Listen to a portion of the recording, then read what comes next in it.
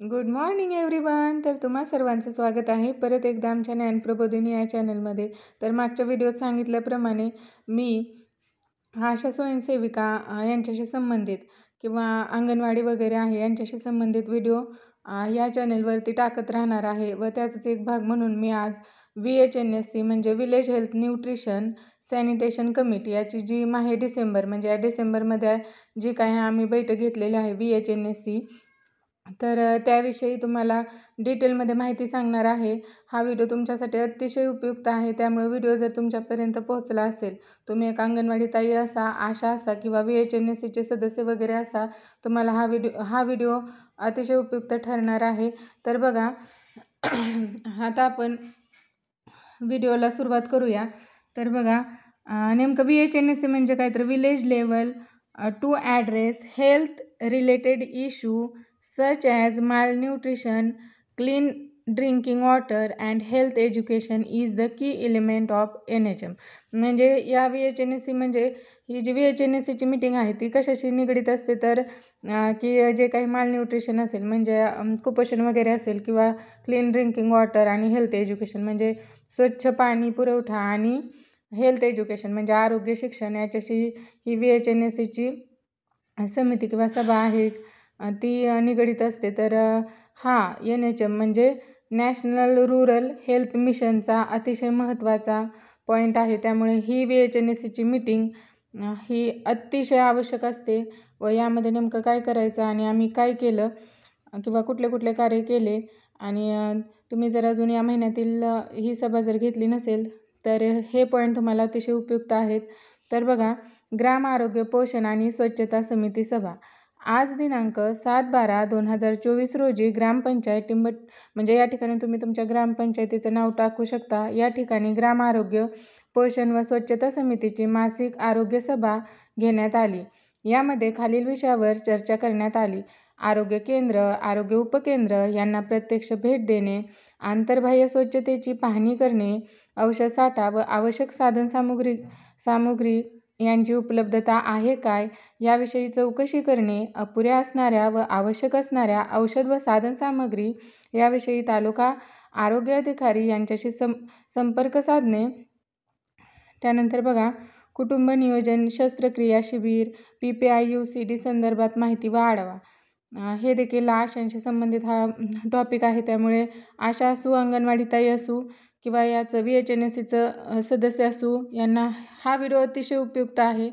शस्त्रक्रिया नियोजन शिबिराच्या तारखाविषयी दवंडी माहिती फलक यामार्फत गावात प्रचार करणे. लाभार्थ्यांचा सहभाग वाढवण्यासाठी समिती सदस्यांनी अपेक्षित लाभार्थ्यांशी संपर्क साधावा. PPI-UCD नवीन तांबीसाठी आशा व अंगणवाडी कार्यकर्ती यांनी गरोदरपणाच्या 6व्या महिन्यापासून लाभार्थ्याचे समुपदेशन करावे व समितीने दरमहा याचा आढावा घ्यावा. 2 वर्ष पाळणा लांबवणाऱ्या जोडप्याचा सत्कार आरोग्यसेवक यांनी मागील 2 वर्षात साधनांचा वापर करून अपत्य होऊ न देणाऱ्या योग्य जोडप्याची यादी समितीस सादर करावी. म्हणजे त्यांना जे काही आपण 2 अपत्यामध्ये अंतर ठेवण्यासाठी प्रवृत्त करतो किंवा त्यांना जे काही साधने पुरवतो त्याचं देखील यादी वगैरे आपण यात सादर करायची आहे. तर सादर केलेल्या यादीतील योग्य जोडप्यांचा समितीच्या निधीतून अथवा ग्रामपंचायत निधीतून शेष निधीतून सत्कार करावा व या जोडप्याला प्रवृत्त करणाऱ्या कर्मचाऱ्यांचे अभिनंदन करावे. नवजात बालकांची घरच्या घरी काळजी याबाबत देखील मातांना मार्गदर्शन, नियोजन, माता बैठकीच्या तारखा, ठिकाण व वेळ निश्चित करून समितीस अवगत करावे. म्हणजे जी काही आपण माता बैठक घेणार आहोत त्याचं ठिकाण आणि वेळ देखील, ज्या 3 माता बैठकी आपण घेतो त्याचं ठिकाण आणि वेळ देखील आपण या समितीला सांगायचे आहे.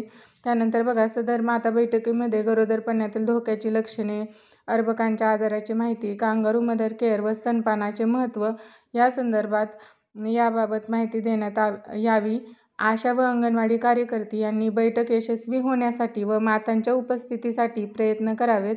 समितीतील अशासकीय सदस्यांनी या बैठकीस उपस्थित राहण्याचा प्रयत्न करावा. त्यानंतर महत्त्वाचा टॉपिक म्हणजे ग्राम आरोग्य कृती आराखडा तयार करणे व समितीची मान्यता घेणे. आरोग्य सेवक सेविका, आशा, अंगणवाडी कार्यकर्ती या सर्वांनी मिळून पुढील आर्थिक वर्षासाठी समितीमार्फत राबवण्यात येणाऱ्या योजना, कार्यक्रम व यांसाठी आवश्यक अधिक तरतुदी यांचा कृती आराखडा तयार करावा. तसेच सादर झालेल्या ग्राम आरोग्य कृती आराखड्यावर समिती सदस्यांनी चर्चा करावी. आवश्यकता असल्यास योग्य बदल करून वैद्यकीय अधिकाऱ्यांमार्फत तालुका आरोग्य अधिकारी यांच्याकडे पाठवण्यात यावा. त्यानंतर बघा 11 ते 17 डिसेंबर सिकल सेल आजार नियंत्रण सप्ताहाचे नियोजन करणे. त्यानंतर आरोग्य सेविकेने गावातील सिकल सेल वाहक व रुग्ण यांची यादी तयार करावी. तसेच समितीने वाहक आणि रुग्ण आपापसात विवाह करणार नाहीत यासाठी त्यांचं समुपदेशन करावं. हा या महिन्यातील अतिशय महत्त्वाचा टॉपिक आहे. हे जे सिकल सेल सप्ताह आहे त्याचं नियोजन आपण व्यवस्थितरित्या करायचं आहे आणि या सिकल सेलबद्दल व्यवस्थित माहिती देऊन त्याचे जे वाहक किंवा रुग्ण आहेत यांनी आपापसात विवाह केल्यास कुठला धोका वगैरे होऊ शकतो हे देखील त्यांना पटवून सांगायचं आहे. या सर्वांची म्हणजे जे काही आपण आढावा वगैरे घेणार आहोत किंवा ठरवणार आहोत की काय करायचं आहे हे सर्व या VHNSCच्या बैठकीमध्ये आपण मांडायचं आहे. व्हिडिओ आवडल्यास व्हिडिओला लाईक, शेअर आणि ज्ञानप्रबोधिनी चॅनलला सबस्क्राईब करायला विसरू नका.